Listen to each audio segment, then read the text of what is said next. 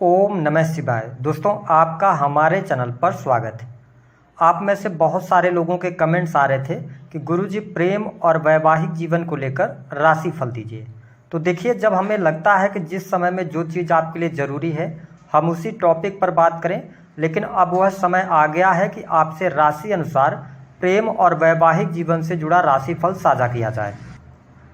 तो आज के इस कार्यक्रम में हम आपको जानकारी देने वाले हैं धनु राशि वालों के लिए अगस्त, सितंबर और अक्टूबर का महीना प्रेम और वैवाहिक जीवन के लिए कैसा रहेगा। यदि आप लंबे समय से रिलेशनशिप में हैं तो क्या स्थितियां बनेंगी, क्या आपके लिए गोचर के आधार पर कोई प्रेम विवाह का योग बनता है या नहीं बनता है, सेकंड मैरिज के योग बनेंगे या नहीं बनेंगे।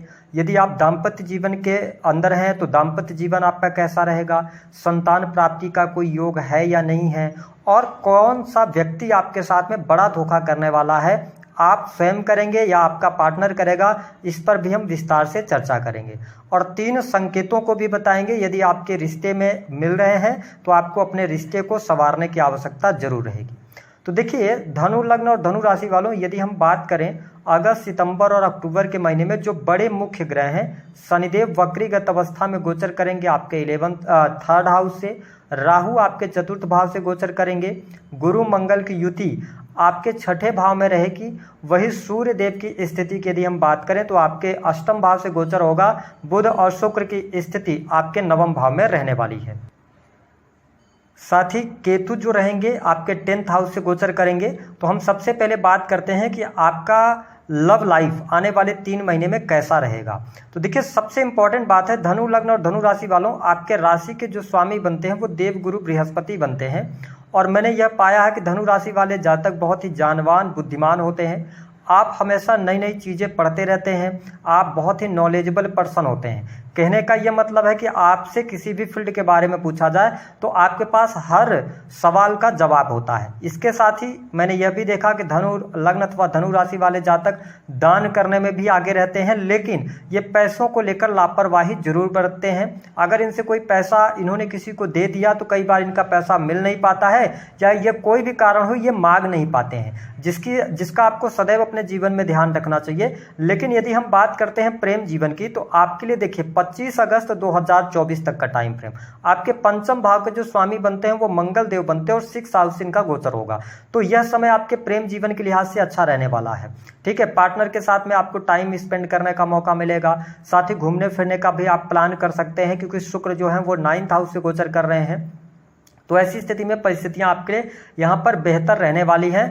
अगर देखा जाए तो आप लंबे समय से रिलेशनशिप के अंदर हैं, यदि आप प्रेम विवाह की तरफ आगे बढ़ना चाहते हैं तो यह समय अभी बातचीत करने का है, न कि प्रेम विवाह में परिणित करने का रहेगा। हालांकि यदि देखा जाए तो शुक्र देव नीच के हो जाएंगे।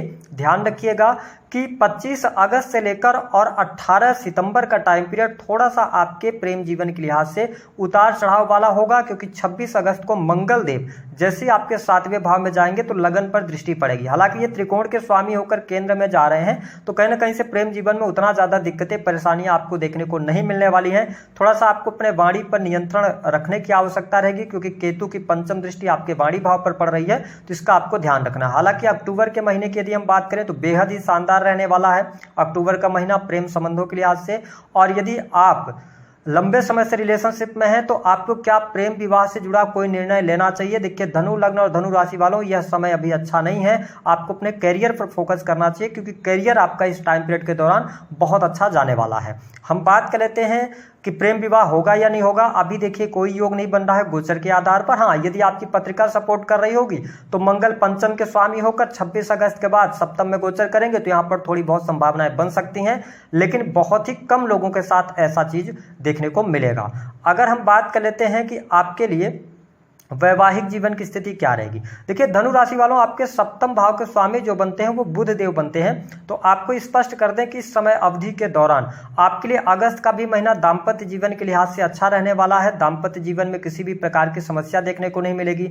अगस्त के महीने में आप अपने पार्टनर के साथ में क्वालिटी टाइम स्पेंड करेंगे। अगर पहले से कोई दिक्कत परेशानी चल रही थी तो उन परेशानियों से आप बाहर निकलेंगे और घूमने फिरने का भी कार्यक्रम आप बनाएंगे। लेकिन ध्यान रखें कि 26 अगस्त से लेकर मंगल मंगल देव लास्ट सितंबर तक आपके सप्तम भाव से गोचर करेंगे। यहाँ पर थोड़ी सी सावधानी बरतने की आवश्यकता है। पति पत्नी के बीच में वाद विवाद, लड़ाई झगड़े की स्थितियां हो सकती हैं। देखिए, मंगल सप्तम भाव से गोचर करेंगे तो आपके अंदर भी एग्रेशन रहेगा और आपके जीवन साथी में भी एग्रेशन देखने को मिलेगा।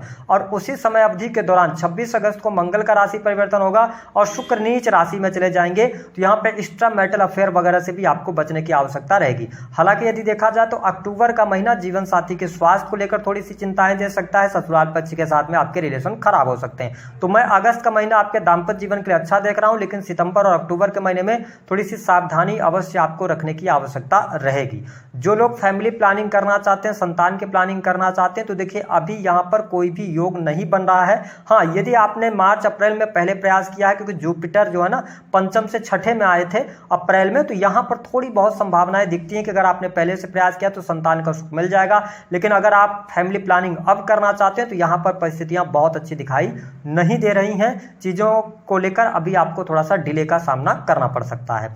इसके साथ में यदि हम बात करते हैं कि जिन लोगों के विवाह से संबंधित बात नहीं बन पा रही है उनके लिए क्या परिस्थितियां बनेंगी। यदि आप बुध की दशा में चल रहे हैं, या आप मंगल की दशा में चल रहे हैं, तो या आप सूर्य की दशा में चल रहे हैं, तो इन तीनों दशाओं में यदि आप चल रहे हैं तो यहाँ पर विवाह से संबंधित बात आपकी बन सकती है। इसके अतिरिक्त अगर किसी भी ग्रह की दशा चल रही है जैसे शनि राहु की, तो यहाँ पर अभी संभावनाएं कम दिखाई देती हैं, आपको डिले का सामना करना पड़ेगा।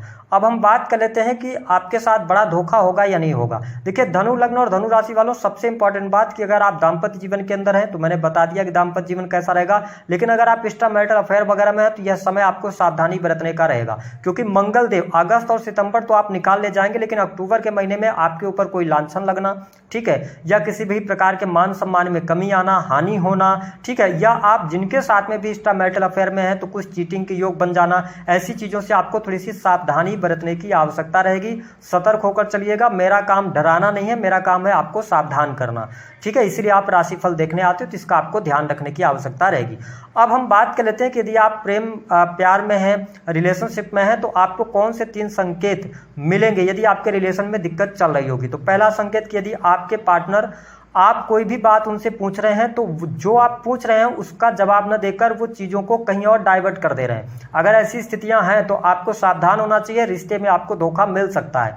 दूसरी स्थिति कि अचानक से आपके पार्टनर का जो बिहेवियर है वो चेंज हो गया है, आपकी कोई पुरानी गलती को बार बार वो दोहरा रहे हैं और उन गलतियों की वजह से आप दोनों के बीच में कम्युनिकेशन गैप बढ़ता जा रहा है। तो आप समझ लीजिए कि रिश्तों को संवारने की आवश्यकता है, जो मिसअंडरस्टैंडिंग है उसको दूर करने की आवश्यकता है, अन्यथा आपके साथ धोखा हो सकता है, इसका भी ध्यान रखें। तीसरी बात आपको ये चेक करना है या संकेत मिलेगा कि आपके पार्टनर जो है ना बहुत सारी बातें आपसे छुपा रहे हैं, या यद्यपि मोबाइल फोन्स हो गए, इलेक्ट्रॉनिक गैजेट्स हो गए, जो भी, तो अगर वो छुपा रहे हैं, ठीक है, या उसमें पासवर्ड डाल के रख रहे हैं, या जब भी कोई फोन आता है तो वो बहुत ज़्यादा जल्दी फोन की तरफ जा रहे हैं, अगर ऐसी चीज़ें आपको देखने को मिल रही हैं तो आपको सतर्क होना चाहिए। आपको एक बार चेक करना चाहिए, अपने रिलेशन को पुनः बेहतर करने का प्रयास करना चाहिए। अब हम बात कर लेते हैं उपाय क्या करना। देखिए, धनु लग्न और धनु राशि वालों, उपाय के तौर पर मैं यही कहूँगा कि इस समय अवधि के दौरान आपके लिए सबसे अच्छा टाइम आपके करियर के लिए चल रहा है, ठीक है, गोचर के आधार पर। तो आपको अपने करियर पर फोकस करना चाहिए, न कि बहुत ज़्यादा यदि आप यंग एज में हैं, आप पढ़ाई लिखाई कर रहे हैं, तो यह समय आपके कंपटीशन में सफलता का रहेगा। तो आपको पूरा फोकस अपने करियर पर कर देना है, क्योंकि यह समय आपके लिए, ऐसे समय बार बार नहीं आते हैं, क्योंकि आने वाले समय में आप शनि की ढैया में भी आएंगे। तो ध्यान रखें कि इस समय अवधि के दौरान आप आगे बढ़ें। यदि हम बात कर लेते हैं संतान की, देखिए अगर आपकी संतान की जो उम्र है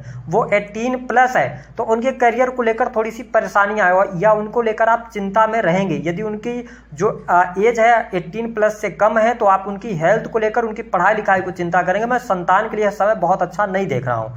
उपाय क्या करना है, देखिए आप भगवान गणेश की आराधना करें। वैवाहिक जीवन में अगर दिक्कत चल रही है तो आपको भगवान गणेश जी को हरी मूंग की दाल अर्पित करना शुरू कर देना है। कम से कम 7 बुधवार लगातार कर दीजिए, आपके दाम्पत्य जीवन में शुभता अवश्य देखने को मिलेगी। और यदि प्रेम जीवन में कोई दिक्कत, आपको परेशानी आ रही है तो यह समय थोड़ा सा प्रतिकूल रहेगा, ठीक है, आपको ध्यान रखकर चलना होगा। और आप राधा कृष्ण की उपासना कर सकते हैं, इससे आपको लाभ अवश्य प्राप्त होगा। तो दी गई जानकारी पसंद